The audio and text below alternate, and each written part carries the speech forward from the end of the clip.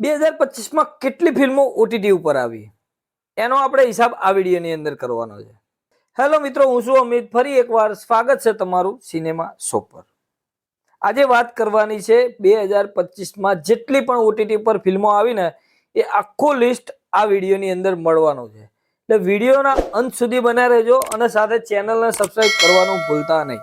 ફિલ્મો અને 3-4 web series પણ છે અને સાથે અમુક ફિલ્મો પણ એવી છે કે જે ફ્રીમાં પણ જોઈ શકાય છે. શરૂઆત કરીએ વેવાઈ વેવાણના કોન્સેપ્ટ પર આધારિત ફિલ્મ સિદ્ધાર્થ રાંદેરિયા અને પરીક્ષિત તમાલિયાની ફિલ્મ હું અને તું, જે સેમારું મી ઉપર જોવા મળી રહેવાની છે. કિરણ કુમાર અને રોનક કામદાર સાથે બીજા અનેક કલાકારોની ફિલ્મ હવે થશે બાપરે જોજો એપ પર તમને જોવા મળી રહેવાની છે. પરીક્ષિત તમાલિયા અને પૂજા જોશીની ફિલ્મ કાલે લગન છે, સેમારું મી ઉપર જોવા મળી રહેવાની છે.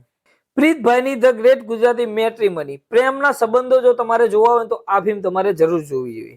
સેમારું મી ઉપર અવેલેબલ છે. મિત્રની પ્રેમિકાને તમે ભગાડવા ગયા હોય અને બીજાની પત્નીને તમે ઉઠાવી લાવો, પછી કેવી કહાની સર્જાય, એક રાતની કહાની તમારે જોવી હોય ને તો એ છે અજબ રાતની ગજબ વાત. જોજો એપ પર અવેલેબલ છે, ત્યાં જોઈ શકો છો. ખુલ્લા મનના વિચારો વાળી છોકરીની કહાની જોવી હોય ને તો જાનકી બોડીવાલા અને રવિ ગોહિલની ફિલ્મ કૃષ્ણદેવ યાજ્ઞિકે ડિરેક્ટ કરેલી Trisha on the rocks YouTube ઉપર ફ્રીમાં જોવા મળી રહેવાની છે. ભરત ચાવડા ઈના જયકિશનની ફિલ્મ મન મારું તારું થયું, સેમારું મી ઉપર આ જોવા મળી રહેવાની છે. કૃષ્ણદેવ યાજ્ઞિકનો એક નવો જ પ્રયોગ એટલે ડેની જીગર, જે તમને યુટ્યુબ ઉપર ફ્રીમાં જોવા મળી રહેવાનો છે. હિન્દી અને ગુજરાતી બંને. 3 મિત્રો ભૂલથી એક ગામની અંદર ફસાઈ જાય છે અને એ ગામની અંદર પછી ખબર પડે છે કે આ ગામમાં બધા જ લોકો ભૂત છે. આવી કહાની જો તમારે જોવી હોય તો ફિલ્મનું નામ છે ભલે પધાર્યા, યુટ્યુબ ઉપર ફ્રીમાં જોવા મળી જવાની. 3 મિત્રો કામ ધંધામાં સેટલ થતા નથી, લાઈફના કોઈ ઠેકાણા નથી. ફિલ્મનું નામ છે હાહાકાર, જોજો એપ પર જોવા મળી જવાની છે. રિયલ ઘટનાથી આધારિત ફિલ્મ 31st, જે એક બળાત્કાર પછીના છોકરીના જીવનને દર્શાવે છે. આ ફિલ્મ ખરેખર જોવા જેવી છે.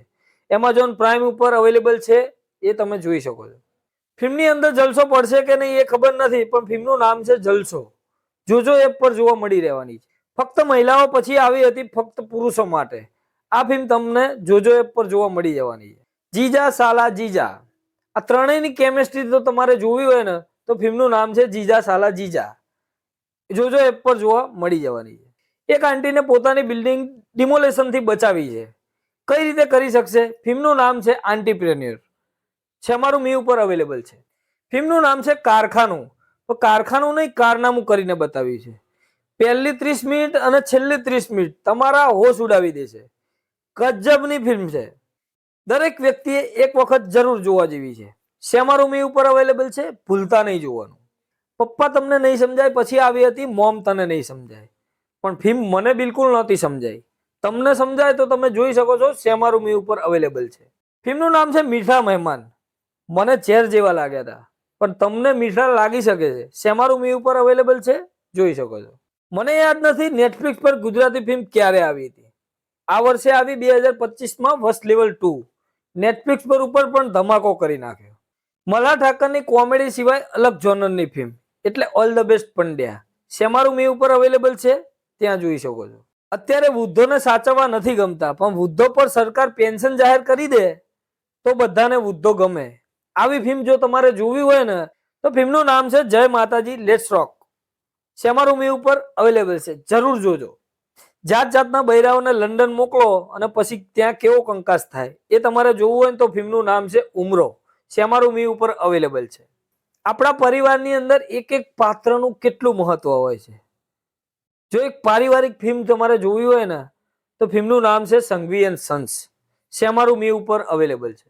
મરાઠી સુપરસ્ટાર ગુજરાતી ફિલ્મ ઇન્ડસ્ટ્રીમાં આવ્યા શુભચિંતક લઈને, પણ ફિલ્મના બોક્સ ઓફિસ કલેક્શન કંઈક શુભ નહોતા. ફિલ્મ હિટ ના ગઈ, પણ ફિલ્મ જોવા એવી છે, સેમારું મી ઉપર અવેલેબલ છે. દરેક અમીરોના ઘરમાં હોય છે એક જ કંકાસ, કામવાડી. કામવાડી અને માલકીનની નોકઝોક વાળી ફિલ્મ જોવી હોય તો ફિલ્મનું નામ છે મહારાણી, જોજો એપ પર જલ્દી જ જોવા મળશે.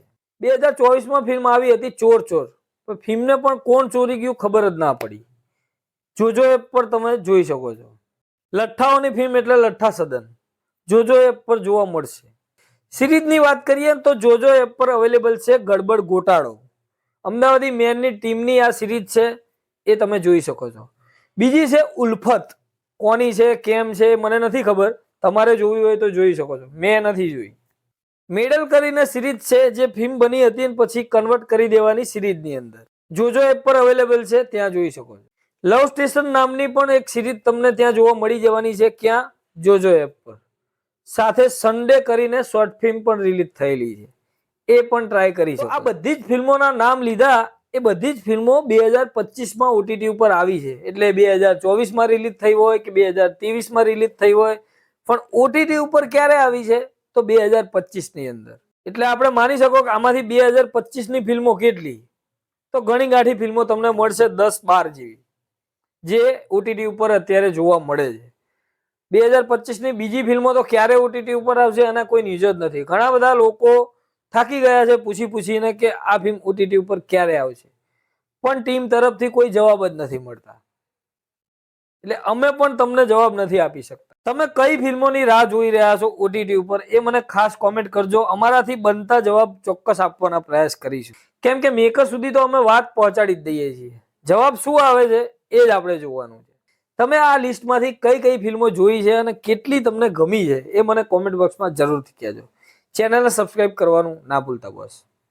મળીએ મિત્રો આવા જ કંઈક અલગ વિડીયો સાથે સિનેમા શો પર.